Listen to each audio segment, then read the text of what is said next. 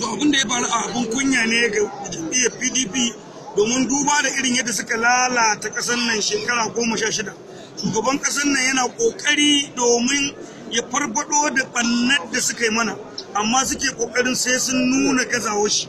In ka duba yau ba su so ba ma shugaban ƙasa ya kawo abin nan, tun kafin shugaban ƙasa ya zo suke rigima cewa sai sun mai ihu.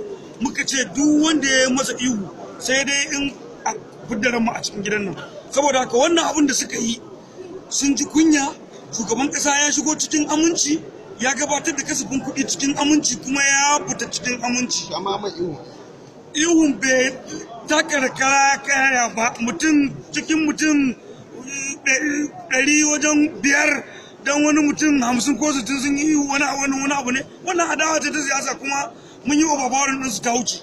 Wani guda biyu za su ce kamar wannan alama ce ta cewa kasafin nan fa za a kare shi ma tare da siyasa bai ko a kalli 'yan Najeriya. A yan PDP ne suke baƙin ciki kada ya zo da abun da za a taimaki 'yan Najeriya.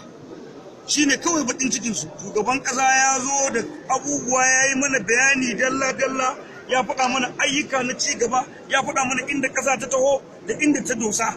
Su kuma baƙin ciki suke shugaban ƙasa ya yi wannan abu don talakan Najeriya. Saboda haka wannan abun da 'yan PDP suke yi shugaban ƙasa a yau a cikin gidan nan ya nuna mana cewar PDP ba ta son talaka a Najeriya. Ko kuma kana ji za ku haɗuwa da PDP da APC ko amince da wannan kasafin kuɗi, kuna da irin wannan tunani daban-daban?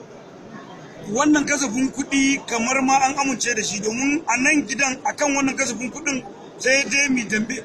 Amma ina tabbatar maka ni kaɗai ma zan miƙe in ce na approving ɗin budget ɗin a madadin majalisa. Wannan shi tabbata.